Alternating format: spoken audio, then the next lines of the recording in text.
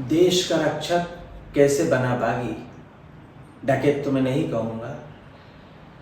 पान सिंह तोमर का नाम कौन नहीं जानता। एक ऐसा नाम जिसने अपना जीवन देश के सेवा में समर्पित कर दिया और भारतीय सेना के नाम कर दिया। पान सिंह का नाम आते ही भारतीय सेना का सीना गर्व से चौड़ा हो जाता है। पर अचानक ऐसा क्या हुआ जो एक एथलीट को हथियार उठाना पड़ा और बागी बनना पड़ा। नमस्कार, आदाब, सत श्री अकाल। आप देख रहे हैं प्रदीप स्टोरी। आशा करता हूँ आप अच्छे होंगे, आपका परिवार अच्छा होगा, खैरियत से होंगे, आप अपना और अपने परिवार का ख्याल रख रहे होंगे। चैनल पर पहली बार आए तो चैनल को सब्सक्राइब कर लीजिए ताकि इस स्टोरी को यूट्यूब आगे तक पहुँचा सके और मुझे आपका सपोर्ट मिल सके।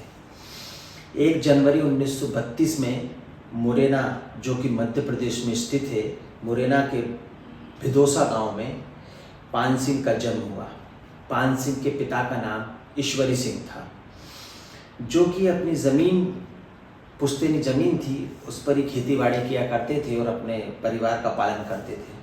केवल खेती ही उनके जीवन की चलाने की याचिका थी, उसी से वो अपना जीवन चलाते थे। पर खेती में पूरे परिवार को पालना थोड़ा मुश्किल था। उस समय केवल लोगों के पास 2 ही ऑप्शन थे।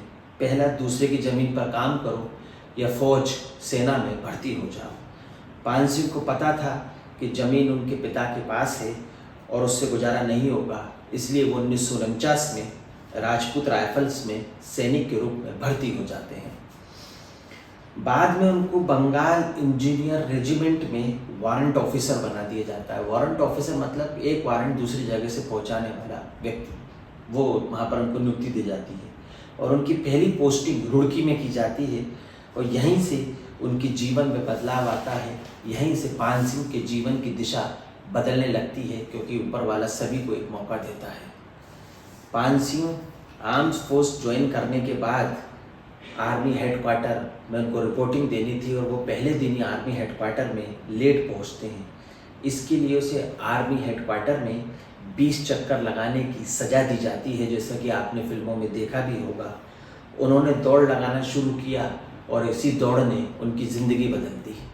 एक सज़ा जिसको उन्हें मज़े के रूप में लिया और सज़ा ने उनकी ज़िंदगी बदल दी। वहाँ पर स्पोर्ट टीचर सरवन सिंह खड़े थे। उन्होंने पान सिंह को देखा और उसके टैलेंट को पहचान लिया। शायद पान सिंह को खुद भी नहीं मालूम था कि उनके अंदर क्या प्रतिभा है, उनके अंदर क्या टैलेंट है। सरवन सिंह खुद 1954 में 110 मीटर एशियन गेम्स में गोल्ड मेडलिस्ट थे। गोल्ड उन्होंने हासिल किया था और सरवन सिंह को उन्होंने देखा और उनका ट्रांसफ़र स्पोर्ट्स में करा दिया। सरवन सिंह ने कहा कि तुम स्पोर्ट्स में आ जाओ।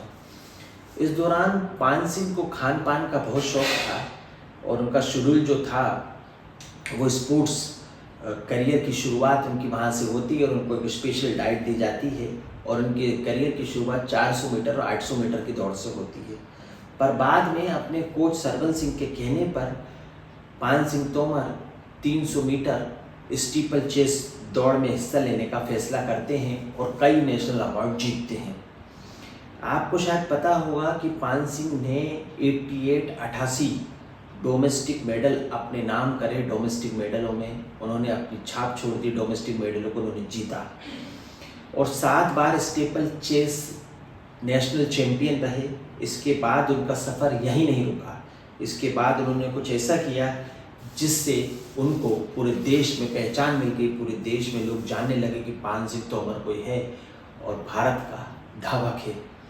1958 में नेशनल गेम्स में 3000 मीटर स्टेपल चेस रेस में उन्होंने सफलता हासिल की। इस पूरी रेस को उन्होंने 9 मिनट 12 सेकंड में कंप्लीट कर दिया, जो अपने आप में एक नेशनल रिकॉर्ड था।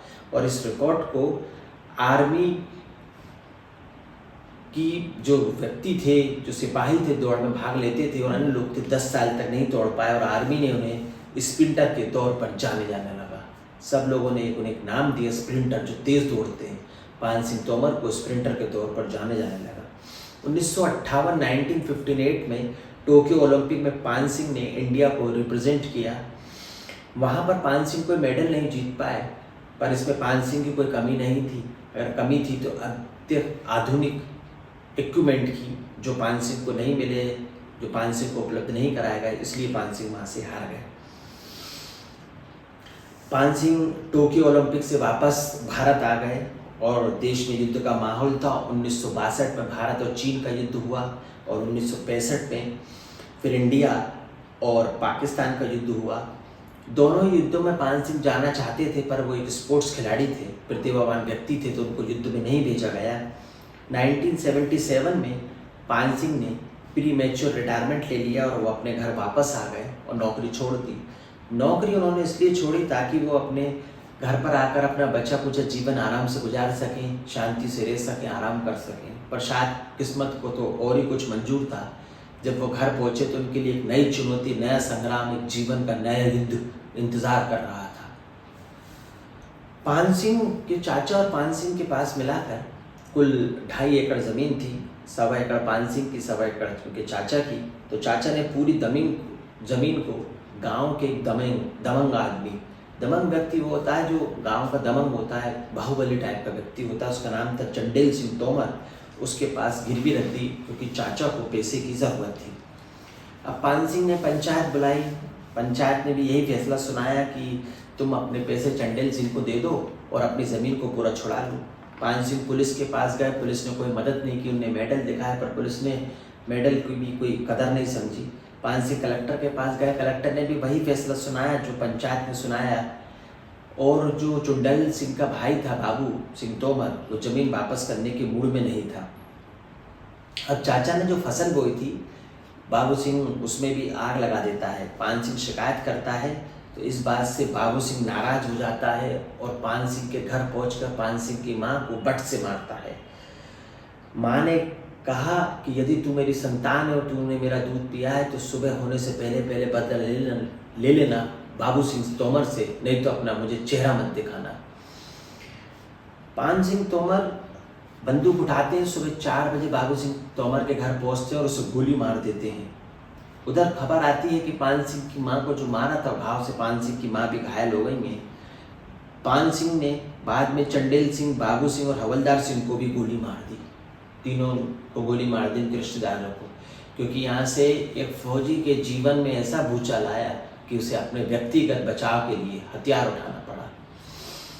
पुलिस पीछे पड़ जाती है, पान सिंह तोमर भीगड़ में पहुंच जाते हैं और अपनी गैंग बना लेते हैं। अमीर लोगों का अपहरण करना स्टार्ट कर देते हैं और पूरे चंबल में पान सिंह का खौफ फैलने लगता है और एक दबदबा बन जाता है। पुलिस पान सिंह को ढूंढ रही थी। एक दिन गांव में गुज्जर के घर वो पहुंचते हैं और कहते हैं कि आज रात को हम तुम्हारे यहाँ ही रुकेंगे और तुम्हारे यहाँ ही खाना खाएंगे और सुबह होते ही निकल जाएंगे। पर गुज्जर जो होता है वो गद्दारी कर देता है और पुलिस को खबर दे देता है कि पुलिस को खबर देता है और पुलिस वहाँ पहुँचकर पान सिंह को घेर लेती है। पान सिंह और उसका गैंग वहाँ से बच निकलता है और कुछ दिन बाद पान सिंह अपनी गैंग के साथ गुज्जर के घर पहुँचता है। गुज्जर के परिवार के 6 लोगों को एक साथ मौत के घाट उतार दिया जाता है। उसके बाद गांव में ऐलान कर दिया जाता है कि पुलिस को बता देना कि ये पान सिंह का गैंग है, इसे पकड़ना इतना आसान नहीं है। इस घटना से एमपी सरकार में हड़कंप मच जाता है।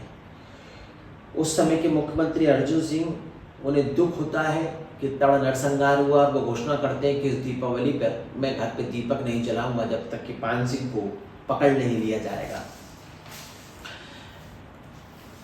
जब भी कोई पूछता पान सिंह से या पान सिंह के लोगों से कि किसकी गैंग है, तो पान सिंह अपनी लोकल लैंग्वेज में कहते कि दद्दा ये पान सिंह का गैंग है। वो